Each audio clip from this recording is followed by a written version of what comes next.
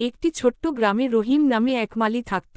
গ্রামের মানুষ তাকে খুব ভালোবাসত, কারণ সে ছিল খুব পরিশ্রমী আর শান্ত স্বভাবের মানুষ। রহিমের ছোট্ট একটি বাগান ছিল গ্রামের এক কোণে। সেই বাগানে সে নানা রকম ফুল আর গাছ লাগাত, গোলাপ, জুঁই, রজনীগন্ধা, গাঁদা আর শিউলি। প্রতিদিন ভোরে সূর্য ওঠার আগেই রহিম ঘুম থেকে উঠত। নামাজ পড়ে সে তার বাগানের দিকে চলে যেত। হাতে থাকত একটি ছোট্ট কোদাল আর পানির কলসি। সে খুব যত্ন করে গাছগুলোর গোড়ায় পানি দিত, শুকনো পাতা তুলে ফেলত আর মাটি নরম করত। রহিম গাছগুলোর সঙ্গে কথা বলত।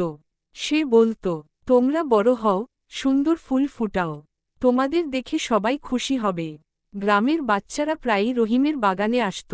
তারা ফুল দেখে খুব আনন্দ পেত। রহিম কখনো তাদের তাড়াত না, বরং হাসিমুখে বলত, ফুল ছিঁড়ো না, শুধু দেখো আর ভালোবাসো। একদিন গ্রামের স্কুলের শিক্ষক বাগানের পাশ দিয়ে যাচ্ছিলেন। তিনি বাগান দেখে অবাক হয়ে গেলেন। এত সুন্দর ফুলে ভরা বাগান তিনি আগে দেখেননি।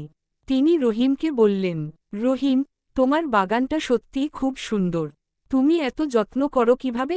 রহিম হেসে বলল, গাছও মানুষের মতো, ভালোবাসা আর যত্ন পেলে তারা সুন্দর হয়ে ওঠে।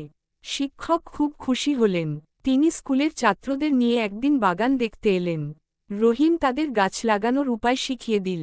বাচ্চারা খুব মন দিয়ে শিখল। কিছুদিন পর গ্রামের অনেক মানুষ নিজের বাড়ির সামনে ছোট ছোট গাছ লাগাতে শুরু করল। পুরো গ্রাম ধীরে ধীরে সবুজ আর ফুলে ভরে উঠল। একদিন গ্রামের প্রধান রহিমকে ডেকে বললেন, তুমি শুধু ফুল লাগাওনি, তুমি পুরো গ্রামকে সুন্দর করে তুলেছ। রহিম লজ্জা পেয়ে মাথা নিচু করল। সে বলল, আমি শুধু আমার কাজটাই করেছি। সেই দিন থেকে গ্রামের সবাই রহিমকে শুধু মালি নয়, সবুজ স্বপ্নের মালি বলে ডাকতে লাগল। আর রহিম প্রতিদিনের মতোই তার বাগানে গাছের যত্ন নিতে লাগল, কারণ সে জানত, একটি ছোট্ট গাছও পৃথিবীকে একটু বেশি সুন্দর করে তুলতে পারে।